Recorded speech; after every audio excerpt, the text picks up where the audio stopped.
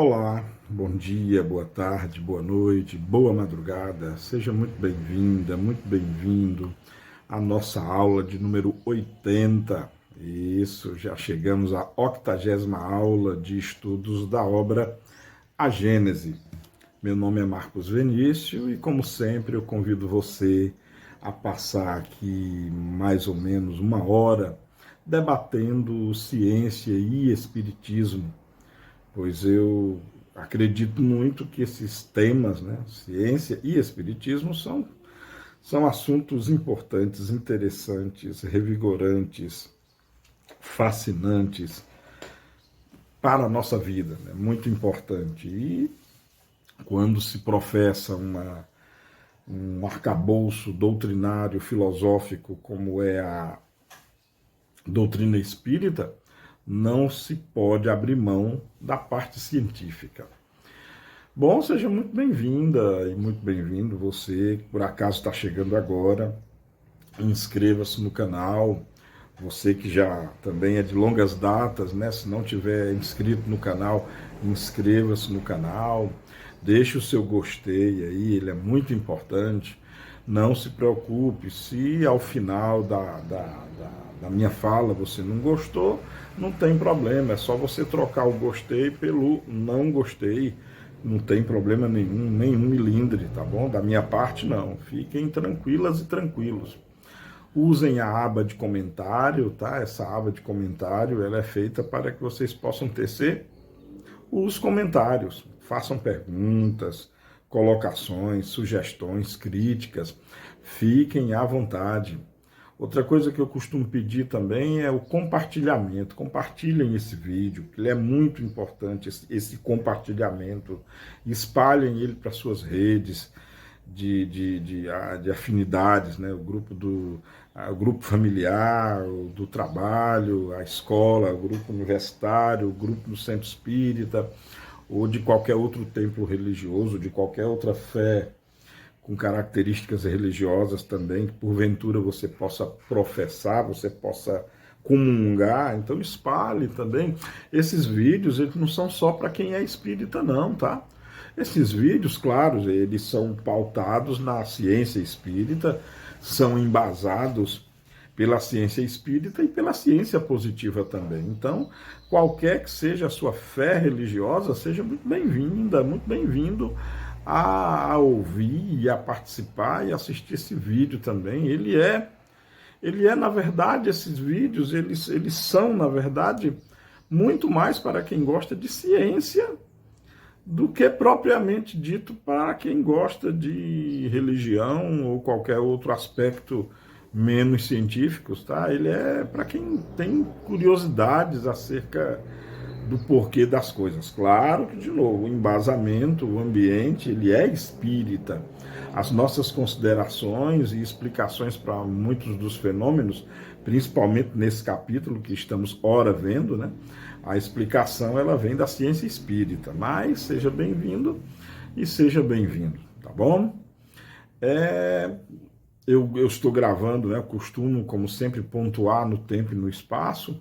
Estou gravando esse vídeo numa manhã de quarta-feira, 23 de março de 2022. O mundo está meio assim... Como é que eu vou fazer um resumo, né? Primeiro, o planeta já sentindo os efeitos o efeito das agressões que o ser humano tem feito à natureza, né? Estou me referindo a mudanças climáticas bruscas, né? Só olhar o que está acontecendo em Petrópolis também. Você vai estar assistindo esse vídeo uma semana depois de ter sido gravado, né? Mas você já deve ter ouvido falar das enchentes de Petrópolis, que voltaram a acontecer, que voltaram a fazer mais vítimas também. Ainda estamos em pandemia, tá? O governo de muitos estados já estão liberando a máscara para ambiente externo, né? Alguns estados, né, já liberaram até para uso interno. Eu, pessoalmente, acho precipitado isso, acho muito precipitado, Não penso que seja o momento ainda de abandonar a máscara, nem em ambiente externo, muito menos em ambiente interno. Fica aí, então, o uso do seu juízo, o uso do seu julgamento, o uso daquilo que você imagina. O conselho que eu dou é permaneçam utilizando a máscara, tanto nos ambientes externos e no interno, dispensa comentário, né? Aí é que tem que usar mesmo, tá bom? As vacinas continuam salvando vidas, então o apelo é esse, você que não tomou vacina, tome a vacina, porque é muito importante. Bom, agora vamos dar início então à nossa aula de número 80. Nós estamos estudando o capítulo 15 de A Gênese, né? É um capítulo destinado, né, Allan Kardec, ele faz aqui uma panorâmica nos principais milagres perpetrados por Jesus, né, vivenciados por Jesus. E hoje nós vamos dar início no item 48 desse capítulo, capítulo 15, onde Kardec vai abordar o contundente, controverso e digno de muito estudo do detalhe da multiplicação dos pães, né? Vamos ver então o que Kardec assinala a este respeito.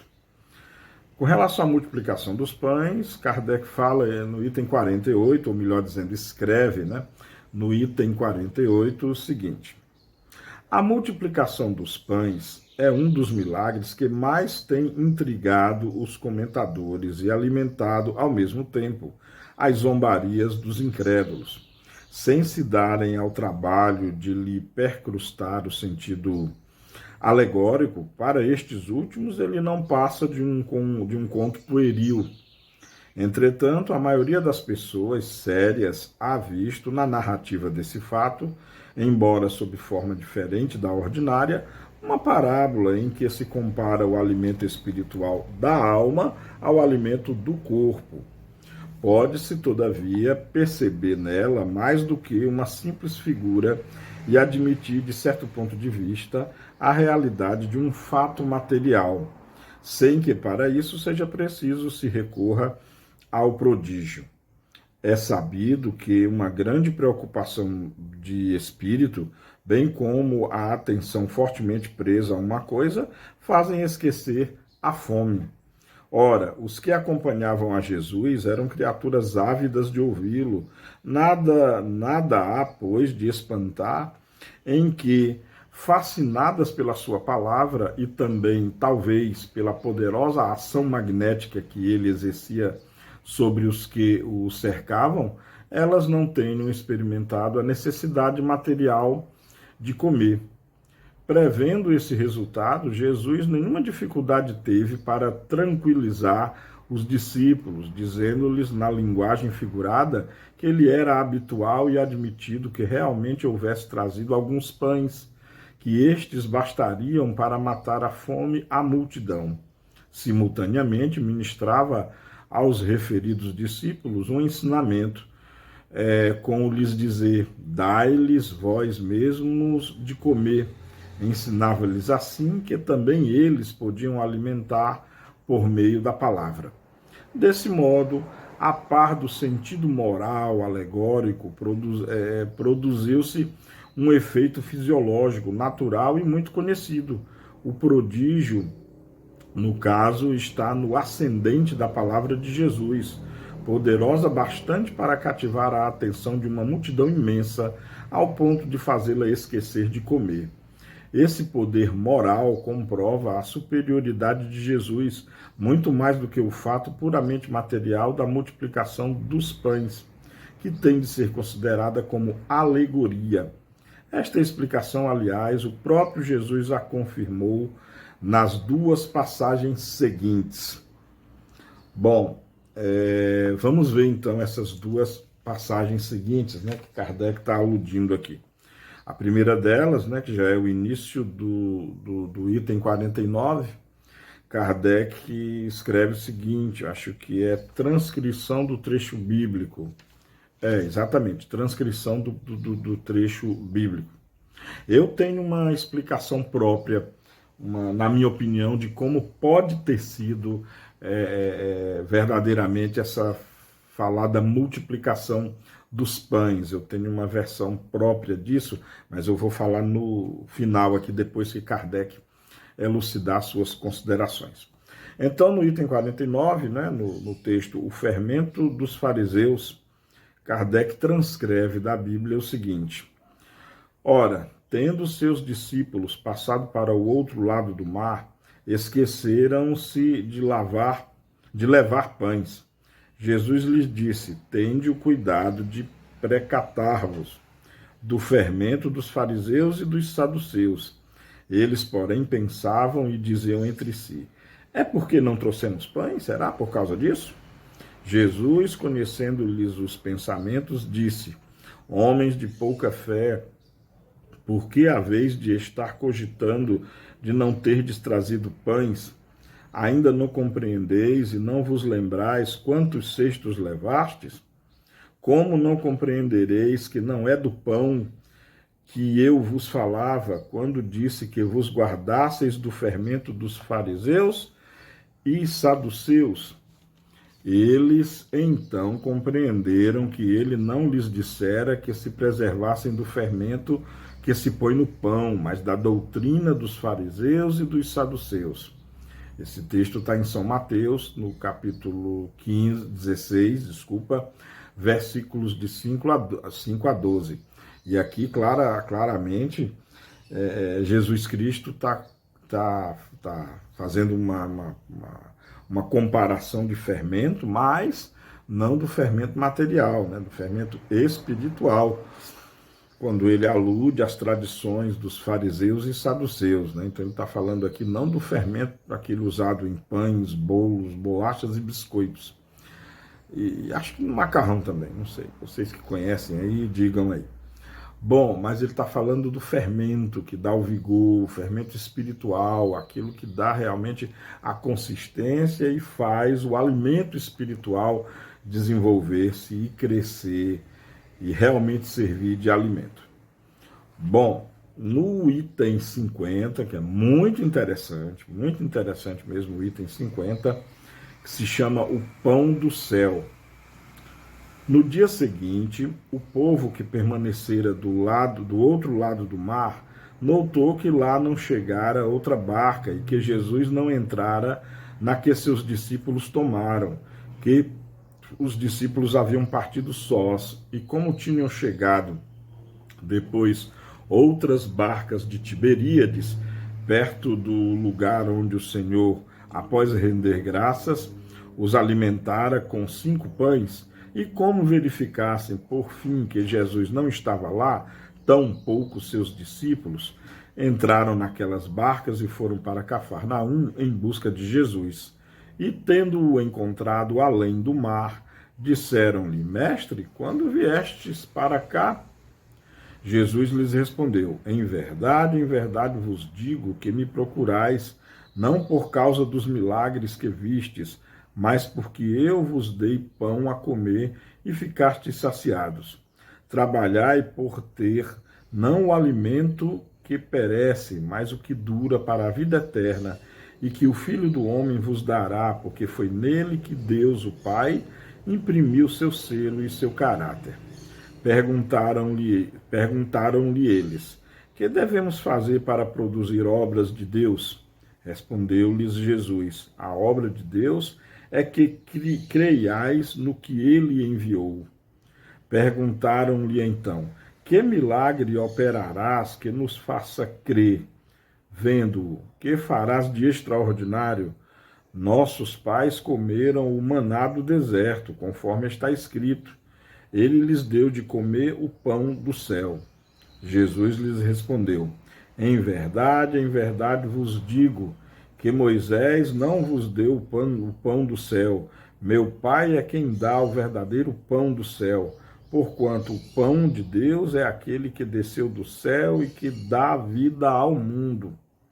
Disseram eles então: Senhor, dá-nos sempre desse pão. Jesus lhes respondeu: eu sou o pão da vida. Aquele que vem a mim não terá fome, e aquele que em mim crê não terá sede. Mas eu já vos disse, vós me tendes visto e não credes. Em verdade vos digo, aquele que crê em mim tem a vida eterna. Eu sou o pão da vida. Vossos pais comeram o maná do deserto e morreram. Aqui está o pão que desceu do céu, a fim de que quem dele comer não morra. Esse texto, bonito, aliás, lindo e enigmático também, está em São João, no capítulo 6, dos versículos 22 a 36 e de 47 a 50. E nestes dois, pelo menos nessas duas últimas frases, fica muito patente, duas frases não, dois últimos parágrafos, né? Fica muito patente que Jesus não estava se referindo ao pão feito com trigo e fermento, né? Jesus estava se referindo a um alimento mais espiritual. O que seria esse alimento? O conhecimento também? Será o conhecimento que serve de alimento? Que o conhecimento serve de alimento, isso é um fato indubitável, né? Inclusive, a gente não pode nem esquecer, por exemplo, do relato de João, né, no capítulo 32, item 8. E buscareis a verdade e a verdade vos libertará, ou seja, o conhecimento da verdade que verdadeiramente nos liberta, me desculpem o trocadilho. Então, muito provavelmente, aliás, textualmente, Jesus já está expressando-se aqui de maneira muito clara, de maneira muito direta, de que o pão que ele restituiu, o pão que ele está prometendo, não é essa massa material, né? Esse pão, tipo esse carioquinha que a gente come, uma delícia, com manteiga e ovo de manhãzinha com café. Fala a verdade, não é gostoso? Mas não é desse pão que Jesus está falando, é do pão da vida. E o que é o pão da vida? Que quem tem nunca mais tem fome nem sede. Olha só como as coisas se encaixam. Como é que a pessoa não pode mais nem ter fome e nem ter sede na vida material? É através do conhecimento. Porque quando você realmente aprende algo, você não esquece, você aprende e aquilo é eterno. Então você não tem mais a fome nem a sede de conhecimento. Então, notadamente, Jesus estava falando não do pão material, né? Não do pão feito com fermento e trigo, mas estava falando outro sim, do pão, ou melhor dizendo, alimento espiritual. Mas o que você acha a respeito disso? Você concorda com isso? Concorda que esse trecho bíblico significa isso? Ou você acha que não, Jesus estava falando do pão material mesmo, esse pão que a gente come, né, se alimenta? Deixa seu comentário aí na abas de comentário. Bom, a partir do item 51, Kardec acho que faz uma explicação, né? A explicação dessa passagem. Na primeira passagem, lembrando o fato precedentemente operado, Jesus dá claramente a entender que não se tratara de pães materiais, pois a não ser assim, careceria de objetivo, né, a comparação por ele estabelecida com o fermento dos fariseus. Ainda não compreendeis, diz ele, e não vos recordais de que 5 pães bastaram para 5.000 pessoas e que 2 pães foram bastante para 4.000? Está relembrando aqui a multiplicação dos pães, né? Como não compreendestes que não era do pão que eu vos falava, quando vos dizia que vos preservasseis do fermento dos fariseus? Esse confronto nenhuma razão de ser teria na hipótese de uma multiplicação material. O fato, fora de si mesmo, muito extraordinário para ter impressionado fortemente a imaginação dos discípulos, que entretanto pareciam não mais lembrar-se dele.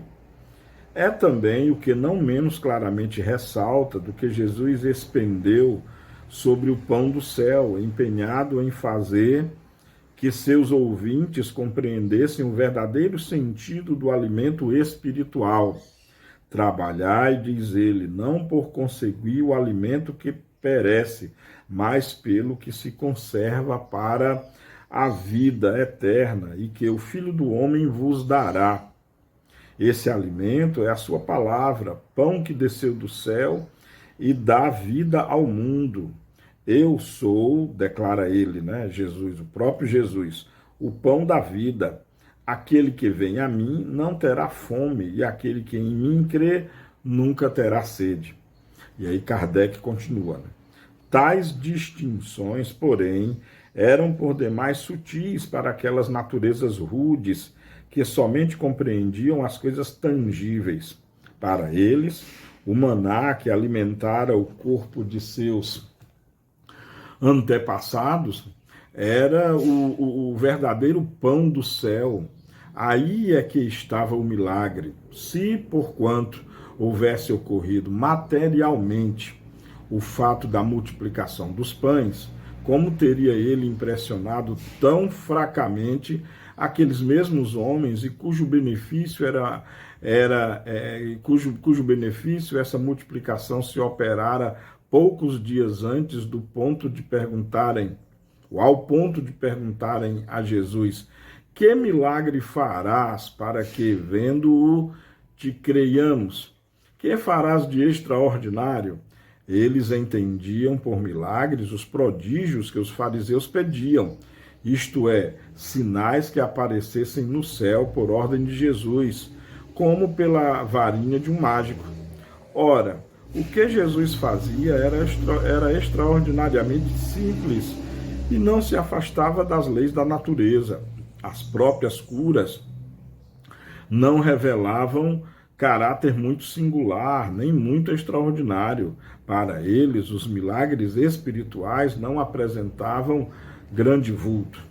Bom, aqui realmente é interessante. Deixa a desconfiar de que realmente essa multiplicação dos pães, né, ela de fato, muito provavelmente não ocorreu, até porque teria sido um milagre vultoso, né? Ela teria sido um milagre na própria essência da palavra milagre, né? Imagina, 5 pães você conseguia alimentar 5.000 pessoas, ou 4 pães conseguia alimentar 4.000 pessoas.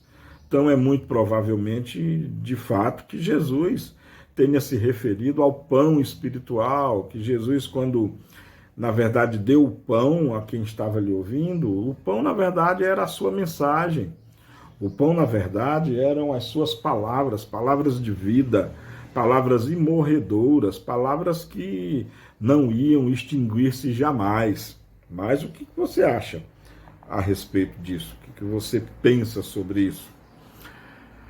Como eu disse no início, eu tenho uma versão própria do que pode ter ocorrido na chamada multiplicação dos pães. Sim, eu tenho uma versão sobre como isso pode ter se dado.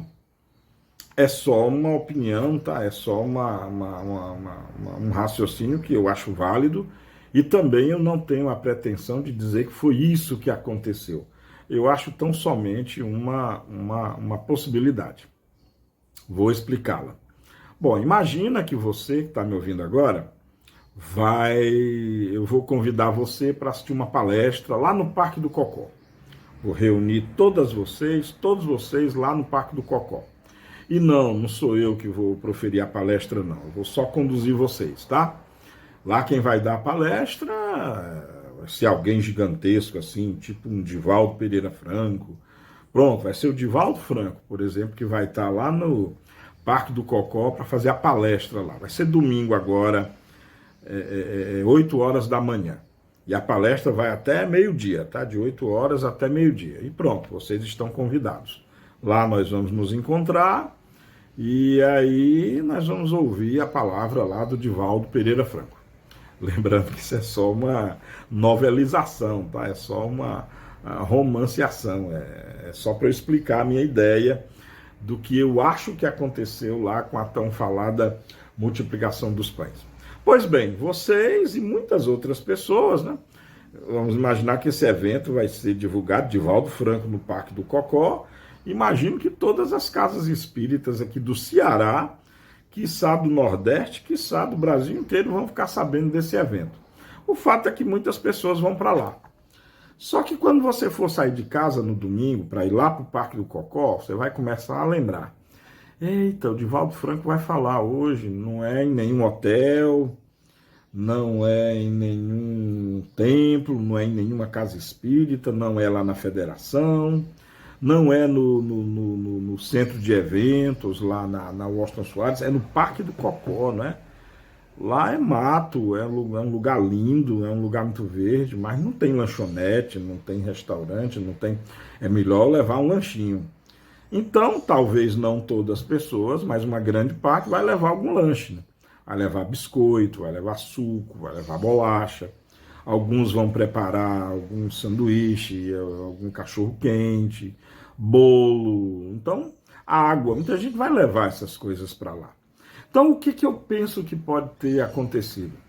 Jesus, que era e é alguém extremamente inteligente, vendo que a multidão lá presente, muitos estavam já com fome, talvez muitos tenham ido lá para o Sermão do Monte, né? Muitos tenham ido lá sem comer nada, mas ele sabia que algumas pessoas, como eu falei nessa metáfora lá da palestra do Divaldo, muitos levam biscoito, pão, sanduíche, bolo, mas nem todo mundo come tudo. Tem gente até que volta para casa e nem belisca. Então Jesus pode ter organizado a logística, sabe? Jesus pode ter convidado a todos que trouxessem lanche, todos que trouxeram lanche, depositar em algum lugar para distribuir, para distribuição.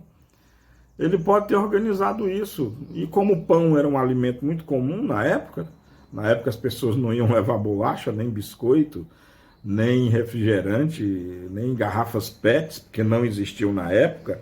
Realmente o lanche da época era pão, mel, água e fruta, né? Era o lanche da época, né? Então Jesus ele pode ter articulado uma reunião desses itens, sabe? Tipo um multirão, né? Todo mundo depositou lá, talvez depois de ter comido, né? Muita gente comeu e sobra sempre alguma coisa, e daquelas sobras Jesus repartiu com quem não havia levado nada. Eu penso muito nisso, pode ter sido isso que aconteceu. Não estou dizendo que aconteceu, mas eu acho muito plausível que Jesus tenha comandado essa logística de apurar, né, arregimentar, reunir aquele alimento que sobrou e distribuir para quem não havia levado alimento. É o que eu acho que pode ter acontecido. Não sei se aconteceu, nem tem como nenhum de nós saber. É o que eu penso que é uma possibilidade. Mas você, o que acha? Concorda comigo? Não concorda comigo? E qual é a sua teoria? Ou você acredita que Jesus multiplicou realmente os pães? Ou você tem uma outra ideia também? Ou realmente o pão de que Jesus aludiu na multiplicação é o pão espiritual e não o pão digestivo, por assim dizer? Deixa aí nos comentários o que você acha. Seu comentário é muito importante, deixa aí na aba de comentários, tá bom? O que você acha a esse respeito?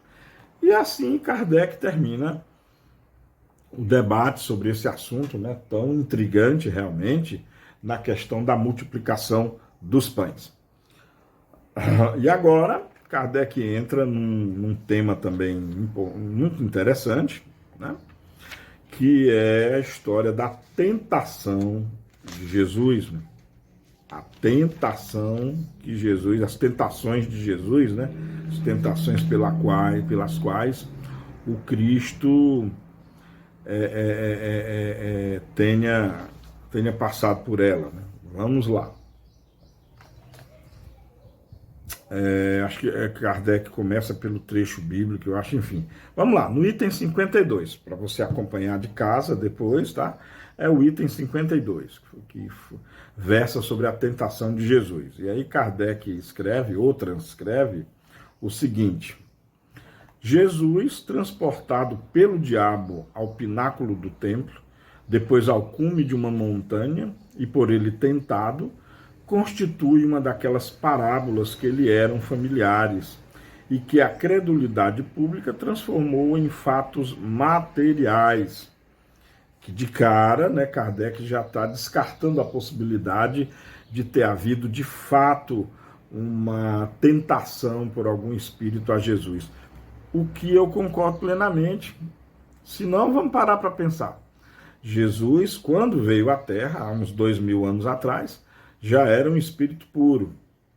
Mais do que um espírito puro, já era um espírito crístico, já era um Cristo. Eu pergunto a você que está me ouvindo, algum espírito aqui na Terra teria a envergar o poder suficiente para tentar Jesus? Será que algum espírito se atreveria a isso? Ou Jesus, por acaso, a pergunta seria, Jesus seria suscetível a alguma tentação por parte de algum espírito? Eu penso que não. Claro que nenhum espírito aqui na Terra e talvez em nenhum outro lugar tenha esse poder de provocar algum tipo de tentação em Jesus. Curvar-se à tentação é uma fraqueza. Jesus não tinha nenhuma. Nós sim, nós podemos ser tentados. Cada um, eu mesmo, cada um de vocês que estão me ouvindo, sabem os pontos fracos que vocês têm. Eu conheço os meus. E nesses pontos eu sei que eu posso ser tentado. Agora, Jesus tinha alguma fraqueza? Jesus tinha algum ponto fraco? Jesus tinha alguma vulnerabilidade que algum espírito pudesse se aproveitar de tal vulnerabilidade, de tal ponto fraco, a nível de tentar seduzir, enfim, tentar Jesus? Eu penso que não, tá? Eu penso que não. Bom, Kardec continua aqui no item 53. Jesus não foi arrebatado. Ele apenas quis fazer que os homens compreendessem que a humanidade se acha sujeita a falir e que deve estar sempre em guarda contra as más inspirações e que, pela sua natureza fraca, é impelida a ceder. A tentação de Jesus é, pois, uma figura e fora preciso ser cego para tomá-la ao pé da letra. Olha aí, tá vendo?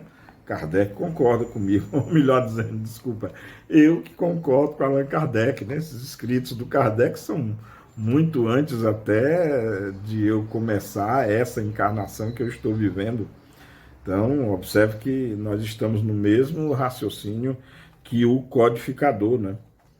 Como pretenderias que o mestre, aliás, como pretenderias que o Messias, o Verbo de Deus encarnado, tenha estado submetido por algum tempo, embora muito curto fosse este, às sugestões do demônio e que, como diz o Evangelho de Lucas, o demônio houvesse deixado por algum tempo, o que daria a supor que o Cristo continuou submetido ao poder daquela entidade?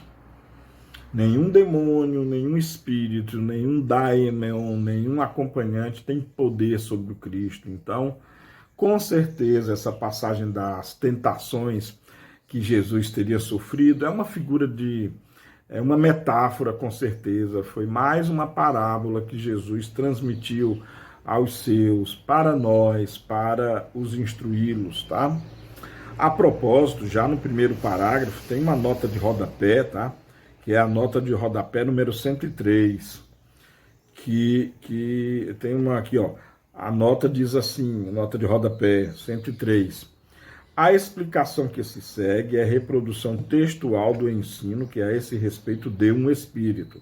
Ah, tá. Então, aqui no item 52, se vocês forem ler em casa, o item 52, né, de A Gênese, é a transcrição de uma comunicação mediúnica. Foi um espírito que ditou essas palavras, tá? Bom, dando continuidade aqui,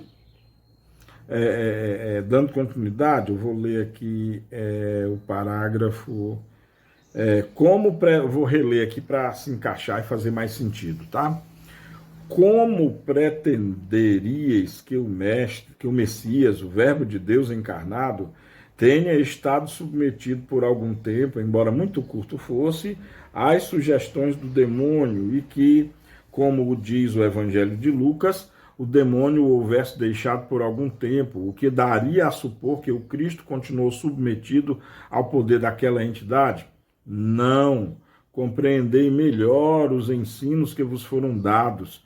O espírito do mal nada poderia sobre a essência do bem. Ninguém diz ter visto Jesus no cume da montanha, nem no pináculo do templo. Certamente, tal fato teria sido de natureza a se espalhar por todos os povos. A tentação, portanto, não constituiu um ato material e físico. Quanto ao ato moral, admitiríeis que o espírito das trevas pudesse dizer àquele que conhecia sua própria origem e o seu poder: adora-me que te darei todos os remos, os rincões da terra? Realmente dá para admitir isso? Como eu falei anteriormente, não. Isso é muito incoerente e não faz sentido nenhum. Desconheceria então o demônio aquele a quem fazia tais oferecimentos? Não é provável. Ora, se o conhecia, suas propostas eram uma insensatez, pois ele não ignorava que seria repelido por aquele que viera destruir-lhe o império sobre os homens. Compreendei, portanto, o sentido dessa parábola, que outra coisa aí não tendes, do mesmo modo que nos casos do filho pródigo e do bom samaritano. Aquela mostra os perigos que correm os homens se não resistem à voz íntima que lhes clama sem cessar. Podes ser mais do que és, podes possuir mais do que possuís, podes engrandecer-te, adquirir muito, sede a voz da ambição, e todos os teus desejos serão satisfeitos. Ela vos mostra o perigo e o meio de o evitardes, dizendo às más inspirações: retira-te, Satanás. Ou, por outras palavras, vai-te tentação. Isso sim está muito mais coerente. Fica muito claro agora, né, que quando Jesus passou pelas tais tentações, na verdade, isso foi um ensinamento para todos nós, porque nós sim, como eu já falei anteriormente, nós somos suscetíveis de tentações, mas só porque nós temos falhas ainda, falhas de caráter, falhas morais, temos ainda o orgulho e o egoísmo em nós, temos ainda o mal em nós, essa aqui é a grande verdade. E aí sim, nós somos seres ainda que buscamos muito dinheiro, não é isso? Quase toda a humanidade, na verdade, o que quer é dinheiro, o que quer é poder. E o melhor ainda se forem as duas coisas juntas. Dinheiro e poder é o que se quer. Então somos nós ainda, é a nossa essência. Então sim, somos seres ainda muito facilmente corrompidos, muito facilmente seduzidos por coisas como eu te darei a terra, eu te darei os poderes, é o que o homem mais quer. Isso está nos escritos gregos da antiguidade, nos escritos romanos da antiguidade, na parábola da lâmpada maravilhosa, né, que você esfregando, aparece um gênio, e o que é que o gênio lhe concede? Sabedoria. O gênio lhe concede o quê? O que você pedir, e o que é provavelmente que se pede? Muito dinheiro, posses, poder sobre os outros. Então, é a isso que realmente implica e significa a passagem de Jesus, conhecida como as tentações, né? Não foi de fato uma tentação. Não há espírito na terra que tenha a capacidade de tentar Jesus, mas Jesus, outro sim, quis espelhar-se na humanidade, quis mostrar-nos como nós éramos naquela época e aqui para nós ainda somos nos dias de hoje, onde o dinheiro é que impera, onde o que se busca é o poder econômico, onde as diferenças sociais estão cada vez mais diferentes. Quem é pobre está cada vez mais pobre, quem é rico está cada vez mais rico. Ontem mesmo eu vi uma notícia de que 35 milhões de brasileiros e brasileiras não têm acesso à água tratada. 35 milhões de brasileiras e brasileiros não têm acesso à água tratada. Lembre-se disso quando você pegar a sua água na geladeira ou no seu gelágua. Lembre-se disso quando você for ao banheiro e der a descarga. você que tem um sistema de esgoto, você que tem água no chuveiro, você que tem água encanada, né? Nós, aliás, lembremos-nos de que 35 milhões do nosso povo mesmo brasileiro não tem acesso a esse tipo de água encanada, tratada. Mas está aí os políticos atrás de dinheiro para campanhas eleitorais, e cadê que algum deles lembra desse povo que não tem água encanada? Só para citar o exemplo da água. E aqui eu não estou fazendo propaganda política, eu não estou defendendo A ou B, porque são todos, sem exceção, todos. E nesse momento, você me permita esse parêntese que eu estou abrindo, nesse momento que nós estamos do ano, né, já março, já caminhando para o final, quando você estiver assistindo esse vídeo, inclusive março já deve estar bem pertinho de terminar, ou seja, já estamos vendo aí os embates políticos, já as pré-campanhas eleitorais para presidente, governador, senado, deputado, e você vê, honestamente, é só ganância, é busca por dinheiro. Pode ser que eu seja meio descrente, sabe? Pode ser que eu seja meio descrente, mas cada vez mais está mais raro você achar um político que realmente queira fazer alguma coisa para a sociedade, que queira mudar a sociedade. Todo político sabe que tem gente passando fome, que tem gente que não tem água encanada, que tem gente que não tem acesso à escola, tem gente que não tem acesso à nossa segurança de qualidade. E o fato é que, de fato, na minha opinião, ninguém faz nada. Mas a busca por dinheiro, é só vocês verem aí o que já foi aprovado pelo nosso Congresso e pelo Senado, o que já foi aprovado de verba para campanha eleitoral.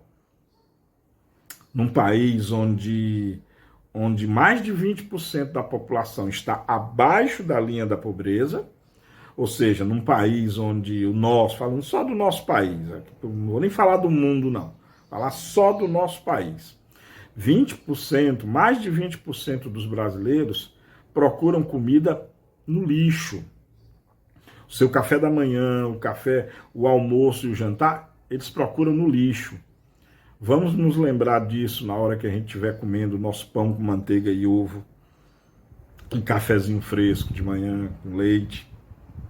Vamos nos lembrar disso quando estivermos no nosso almoço. Vamos nos lembrar disso quando estivermos no nosso jantar. Eu sei, soa como hipocrisia, né? Você pode perguntar, Marcão, e tu mesmo, o que é que está fazendo para mudar isso? Nada, não vou mentir para vocês. Absolutamente nada, ou quase nada, porque eu acho que as doações que eu faço, as esmolas que eu dou, o prato de comida que eu ofereço, não vai estar mudando muita coisa, não. Ou quase nada. Mas eu só quis dizer que emblematizar que Jesus sabia já das nossas falhas, Jesus sabia já do nosso apreço ao poder, do nosso gosto pelo poder econômico, poder sobre os outros. E aí essa passagem, né, da tentação ganha realmente uma significação muito maior. Pensem sobre isso, o que vocês... aliás, eu nem concluí, né, quando eu falei da história do almoço, jantar e café da manhã, para nós nos lembremos que 20% da população brasileira faz essas refeições retiradas do lixo, enquanto o nosso Congresso aprovou quase 6 bilhões de reais só para a campanha eleitoral. Aí dá para dizer que é partido A, ou partido B, ou partido Z que vai trazer alguma solução? Pelo simples fato de que qualquer partido, qualquer político, antes de mais nada, ele é um ser humano. Igualzinho a mim, igualzinho a você. É um ser humano. E aí traz todos os seus defeitos e falhas morais e de caráter, de ganância ainda. E me desculpa, eu sou desiludido mesmo com política. Sou desiludido mesmo. Acho que de fato nenhum aí quer o bem comum do povo, não. Eles enrolam, tentam fazer alguma coisa porque tem que mostrar algum serviço. Mas de cara, de fato mesmo, eles querem se dar bem, querem enriquecer e ter vida boa. Como, aliás, eu acho que qualquer um de nós quer ter vida boa. Quem é que não quer? Quem é que não quer ter dinheiro? Quem é que não quer ter uma vida materialmente boa, sem problema? Quem é que não quer não preocupar-se mais com contas no fim do mês? Bom, me perdoem, tá, gente? De coração, me perdoem, eu fugi muito do tema, mas de qualquer forma tem tudo a ver com o caráter da mensagem que Jesus nos transmitiu nessa passagem das tentações. Prosseguindo aqui no item 53, ainda no primeiro parágrafo, né? Certamente tal fato teria sido de natureza a se espalhar por todos os povos. A tentação, portanto, não constituiu um ato material e físico. Quanto ao ato moral, admitirias que o espírito das trevas, já lemos isso, né? Já lemos isso. Quanto ao, eu vou repetir só para embasar, tá? Para contextualizar, já que eu fugi do assunto, para a gente trazer de volta o trem de volta aos trilhos, tá? Quanto ao ato moral, admitirias que o espírito das trevas pudesse dizer àquele que conhecia sua própria origem e o seu poder, adora-me que te darei todos os bens da terra? Desconheceria então o demônio aquele a quem fazia tais oferecimentos? Não é provável. Ora, se o conhecia, suas propostas eram uma insensatez, pois ele não ignorava que seria repelido por aquele que viera destruir-lhe o império sobre os homens. E agora sim, a partir de aqui é inédito, né? Compreendei, portanto, o sentido dessa parábola. E aqui Kardec já deixa claro que foi uma parábola também, e eu compreendo da mesma forma. Compreendei, portanto, o sentido dessa parábola, que outra coisa aí não tendes, do mesmo modo que nos casos do filho pródigo e do bom samaritano. Aquela mostra os perigos que correm os homens se não resistem à voz íntima que lhes clama sem cessar. Podes ser mais do que és, podes possuir mais do que possuis, podes engrandecer-te, adquirir muito, sede a voz da ambição, e todos os teus desejos serão satisfeitos. Ela vos mostra o perigo e o meio de o evitardes, dizendo as más inspirações: retira-te, Satanás, ou por outras palavras, vai tentação. E aí fecha aquele parêntese que eu acabei introduzindo aqui. Agora sim, a partir daqui, continuando o texto, as duas outras parábolas que lembrei mostram, Kardec escrevendo, né? As duas outras parábolas que lembrei mostram o que ainda pode esperar aquele que, por muito fraco para expulsar o demônio, lhe sucumbiu às tentações.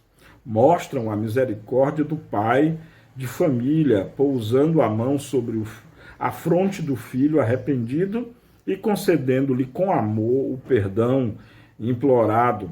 Mostram o culpado do cismático.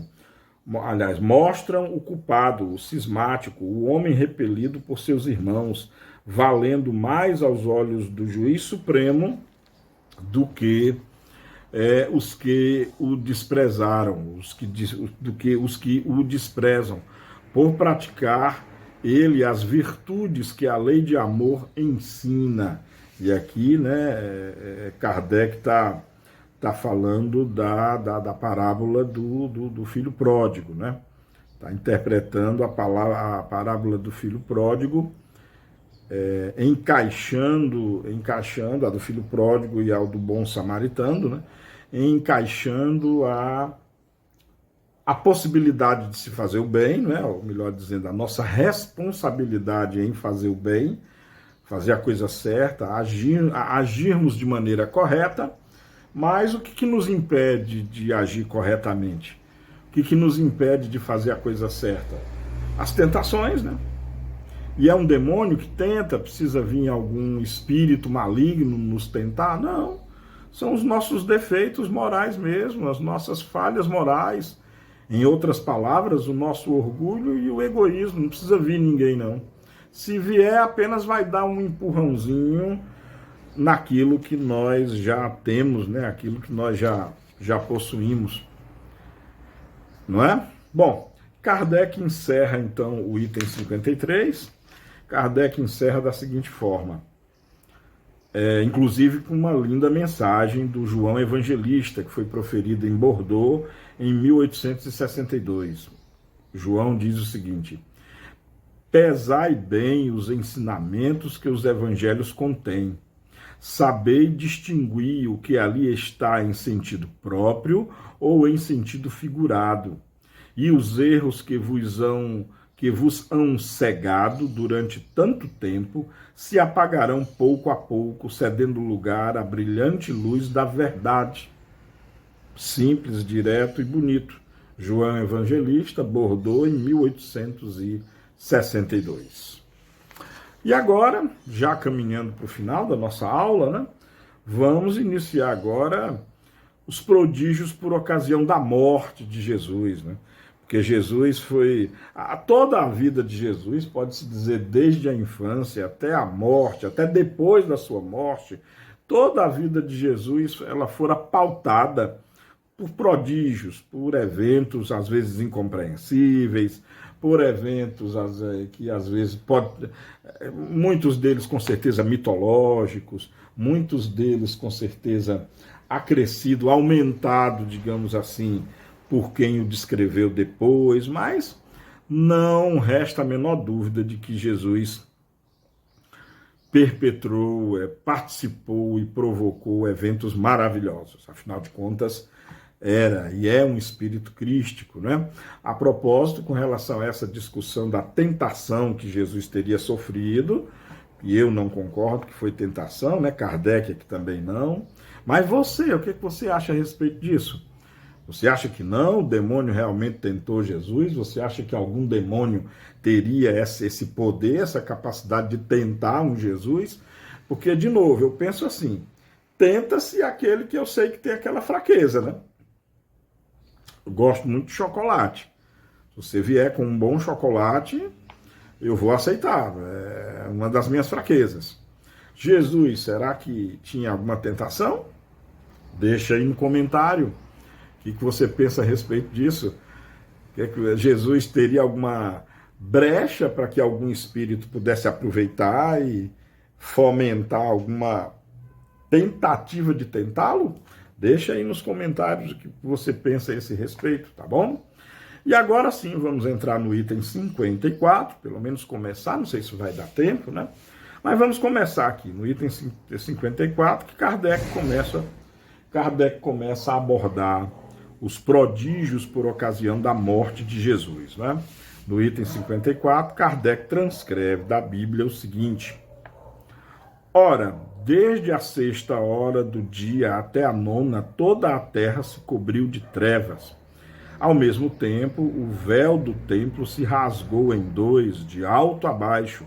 A terra tremeu, as pedras se fenderam, os sepulcros se abriram e muitos corpos de santos que estavam no sono da morte ressuscitaram, e saindo de seus túmulos após a ressurreição, vieram à cidade santa e foram vistos por muitas pessoas.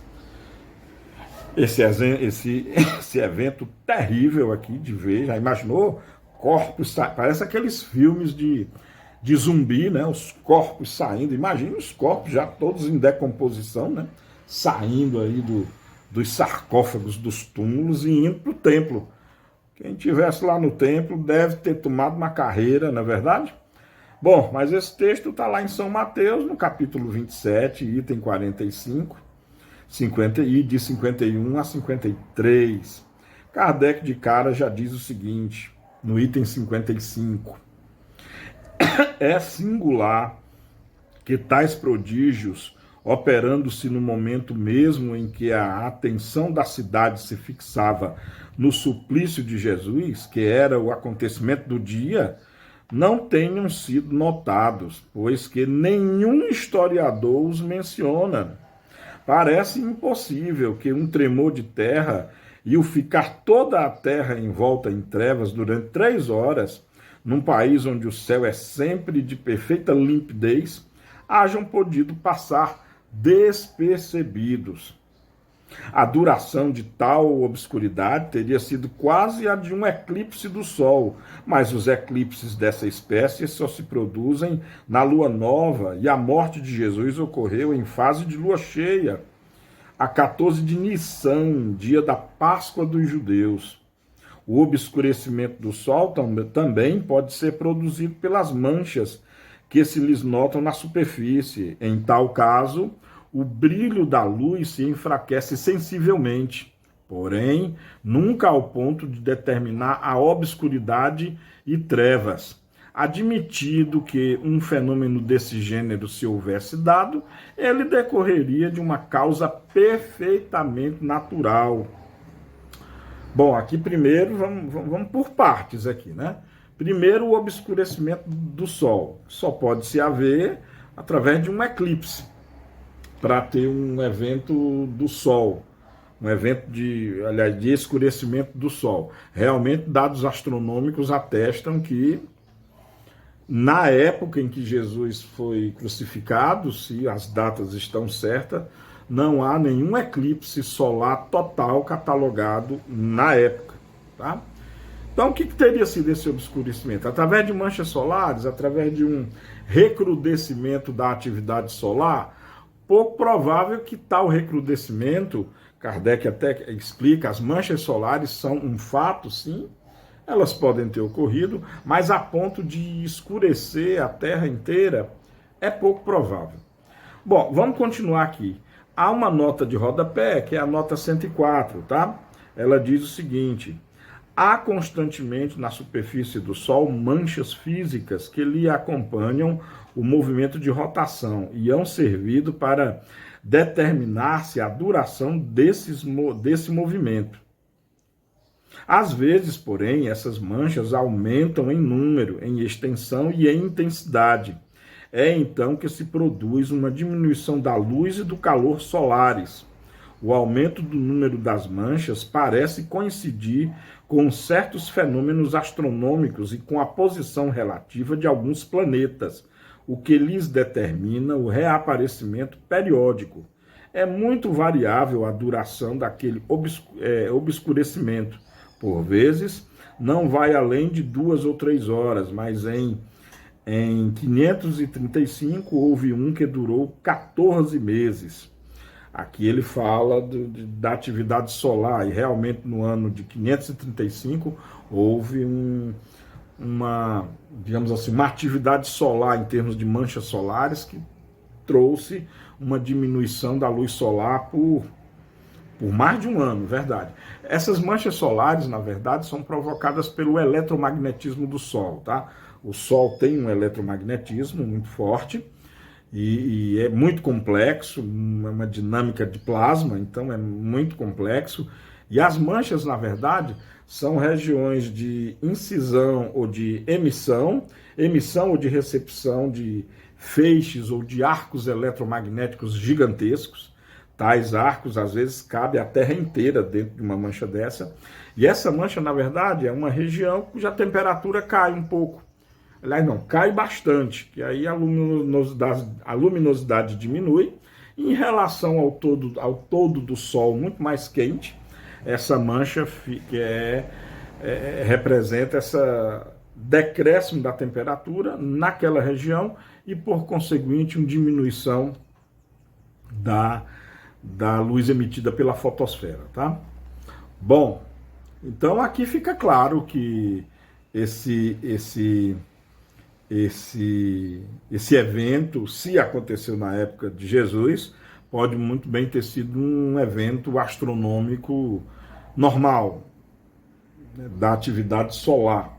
Claro que os escritores bíblicos da época não conheciam de astronomia, não conheciam do que era formado o Sol, portanto não poderiam tecer nenhum comentário. E aí tem os aumentos também, né? Os aumentos aí a gente aumenta a história também para ficar mais bonita, né? Bom, e para terminar a aula de hoje, né? Quanto aos mortos, a segunda parte lá dos zumbis, né? Quanto aos mortos que ressuscitaram, provavelmente algumas pessoas tiveram visões, ouviram aparições, o que não é excepcional. Entretanto, como então não se conhecia a causa desse fenômeno, supuseram que as figuras vistas saíam dos sepulcros.